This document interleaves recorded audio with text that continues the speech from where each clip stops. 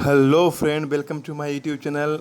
Today I have brought a very essential part of history, that is प्राचीन और मध्यकाल अर्थात एंशियंट एंड मिडाइवल के जितने भी प्रमुख राजवंश हैं और संस्थापक हैं और उनका आगमन और उनका जो एस्टेब्लिशमेंट हुआ सीक्वेंस वाइज, वो मैं लेके आया हूँ क्योंकि ये वेरी इसेंशियल है दोस्तों। और ये टफ भी है अगर एग्ज़ाम पॉइंट ऑफ व्यू से देखा जाए। क्यों?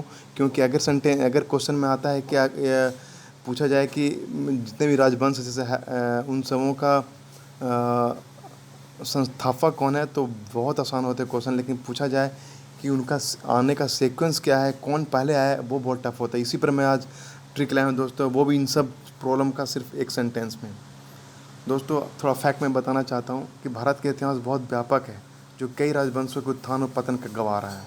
प्राचीन काल में भारत पर कई राजवंशों ने शासन किया था, जिन्हें प्रमुख राजवंश हैं, आपको मालूम होगा, आप पढ़ते भी रहे हैं, जैसे कि नंद वंश हुआ, मौर्य वंश हुआ, गुप्त वंश हुआ, शुंग वंश हुआ, चोल वंश हुआ, पल्लव वंश, चालुक्य वंश, कर्ण वंश एंड मैनी अदर। लेकिन अगर इस सब राजवंश का जो सीक्वेंस है, आने का जो इस्टेब्लिशमेंट का सीक्वेंस है, फाउंडेशन का सीक्वेंस है, अगर आपको सिर्फ एक सेंटेंस में दिया जाए दोस्तों, तो आपको सबसे आसान हो जाएगी पूरे एंशियंट और मिडाइवल हिस्ट्री के राजवंश के बारे में जितने भी क्वेश्चन है वो आराम से बना सकते हैं। क्योंकि ये जो अगर क्वेश्चन आता है कि संस्थापक के बारे में, किसी लास्ट राजा के बारे में या फर्स्ट राजा के बारे में, that is too easy to say. But अगर क्वेश्चन आता है कि वो कौन पहले आया, कौन सा बाद में आया, कौन सा वंश, उसमें आपको डेट याद रखने की बहुत ज़रूरत होती है दोस्तों। लेकिन इसी प्रॉब्लम को मैं सॉल्व कर कर आया हूँ, ताकि आपको बहुत आसानी से इस सब चीज़ को प्रॉब्लम को सॉल्व आराम से कर पाएंगे। जैसे इन सब वंश को मैं सिर्फ एक सेंटेंस में लाऊँ दोस्तों बनाकर, वो सीक्वेंस भाई चलते हैं, वो सेंटेंस है क्या? या this is the simple sentence, very easy sentence and very easy theme, that is about music.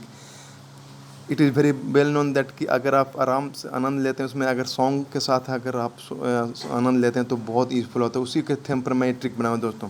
ये इस सेंटेंस है क्या कि हर एक आनंद में सॉन्ग का साथ खुशी के गुप्त 4 पल का रस भर चल देते हैं। यानी कि हर एक आनंद में सॉन्ग का साथ खुशी के गुप्त 4 पल का रस भर चल देते हैं। इस सेंटेंस को आप 3 बार एटलीस्ट पढ़िए, और पढ़ के आप या मालूम पड़ जाएगा कि कौन कौन से वंश इसमें सम्मिलित हैं, और वो भी सीक्वेंस वाइज, जो आपको एग्ज़ाम में इतना आसान बना देंगे कि आप ये जो टफ क्वेश्चन होता है ना कि कौन डेट पे कौन सा वंश आया, उसको भी आराम से सॉल्व कर सकते हैं। बाकी rest of the question which has been asked, हाँ संस्थापक क्या है, राष्ट्र, वो दट जी, इसको आराम करने के लिए आराम करके मैं लाया हूँ। इसको आप फॉलो कीजिए, 3 बार पढ़िए, उसके बाद चलते हैं इसका डिस्क्रिप्शन है दोस्तों। ये था मेरा ट्रिक, और ये था वो ट्रिक में जितने भी राजवंश सब इंक्लूसन। देखिए, हर एक आनंद में सॉन्ग का साथ खुशी के गुप्त 4 पल का रस भर चल देते हैं। तो जो जो रेड कलर के हैं, समझिए को वंश के बारे में बताया गया।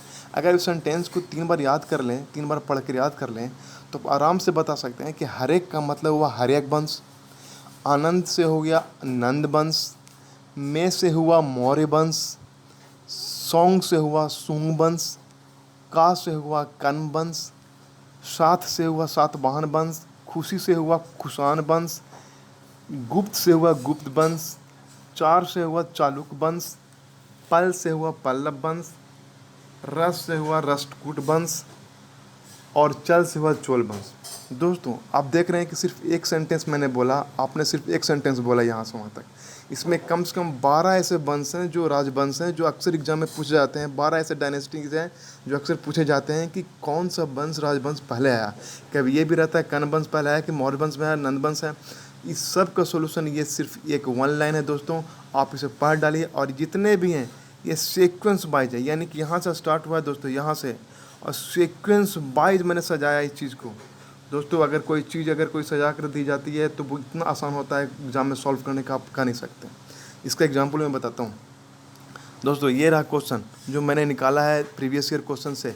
ये बीपीएससी 2010 में है, तो बीपीएससी से आर में दोस्तों। ये बता रहा है कि सूची 1 में दिए गए वंश के कालानुक्रम को सजाएं बढ़ते क्रम में। इसमें दिया मौर्य वंश, गुप्त वंश, कर्ण वंश, कुषाण वंश, क्या खागा दोस्तों। अगर इसके जगह पर अगर ये संस्थापक का मेल करना हो तो दैट इज़ वेरी इजी। आप हर कोई करता, आप भी करते। लेकिन ये अगर यही क्वेश्चन दे दिया जिसमें वंश के कालानुक्रम को सजाने की बात आती है, तो अच्छे अच्छे जितने भी एस्पायरेंट्स हैं बहुत दिक्कत होती है, क्योंकि इन सबों का डेट याद रखना that is too tough, very tough. लेकिन मैंने उस चीज़ को आसान बनाया है। आप इस ट्रिक को बैकआउट कीजिए, इस ट्रिक को हर एक आनंद सॉन्ग का साथ खुशी वाला के गुप्त 4 पल का रस भर के चल देते, इस ट्रिक को आप याद कीजिए। आप इस चीज़ को पढ़िए 3 बार 4 बार, इसको याद कीजिए और अब इस क्वेश्चन को बनाइए कि कैसे बनाएगा। देखिए इसमें फिक्स है मौर्य गुप्त कर्ण वंश। तो अभी आपने पढ़ा क्या, हरेक मतलब कि हरेक आनंद में सॉन्ग का साथ खुशी के गुप्त 4 पल भर रस चल जाते हैं। इससे मालूम पड़ जाए कि हम सबसे पहले में इसमें कौन सा वंश है, ये आया मौर्य वंश, फिर कर्ण वंश, फिर कुषाण वंश, तब गुप्त वंश। तो आप इस क्वेश्चन को आराम से पढ़ ये सॉल्व कर दीजिए। दैट इज आंसर इज खा। ओके, अब बात करते हैं दूसरा क्वेश्चन। ये भी यूपीपीसीएससी जेपीएससी यूपीपीसीएस में आया दोस्तों। ये देखिए कहने का क्वेश्चन आसान है, लेकिन अगर ये दे दिया डायनेस्टी एंड उसका एस्टेब्लिशमेंट टाइम तो बहुत टफ होता है दोस्तों। जैसे मौर्य वंश है, गुप्त वंश है, कर्ण वंश है, नंदा वंश है, ये 3 का दिया है। तो आप इसमें कहाँ से कितना डेट याद कीजिएगा दोस्तों, कैसे मिलाइएगा? कभी 1 का याद है, कभी 2 याद नहीं है, कभी 3 याद नहीं है।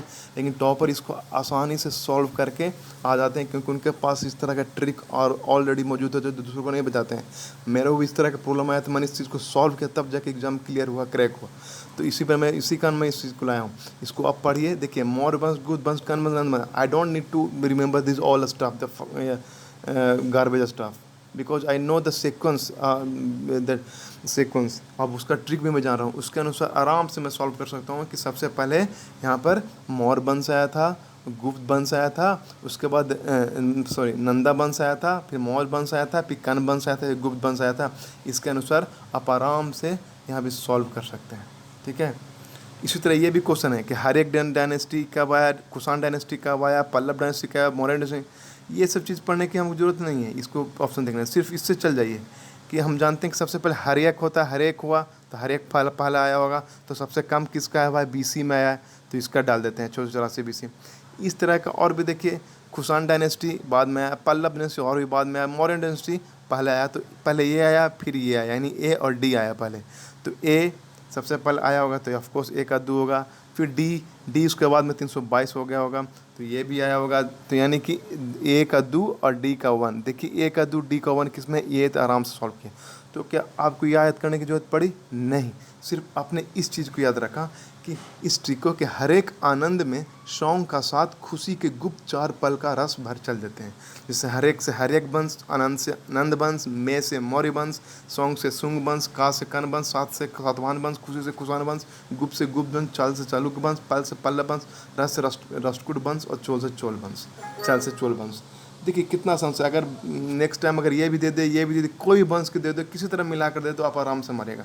दोस्तों दीज आर द, ये था ट्रिक मेरे तरफ से बनाया हुआ। इसको आप फॉलो कीजिए, इसको पढ़ डालिए, रट डालिए, तब देखिए कि आपको कोई भी क्वेश्चन नहीं छूटेगा दोस्तों। मेरा ये वादा है, क्योंकि ये टफ क्वेश्चन को मैंने ईजी किया है। ईजी क्वेश्चन को ईजी किया है, everyone knows, but tough question को ईजी किया है दोस्तों। इस बार मैंने ये लाया, नेक्स्ट टाइम मैं लेकर आऊँगा उसके संस्थापक और उसके पहले और अंतिम राजा कौन कौन थे, उन पर ट्रिक, ताकि वो भी पूछे जाते हैं खासकर बीपीएससी यूपीपीसीएस में। तो उसके लिए भी तैयार रहिए, मैं नेक्स्ट वीडियो उसी पर ला रहा हूँ। अगर आपको अच्छा लगा इसको प्लीज़ फॉलो कीजिए, इसको लाइक कीजिए, अगर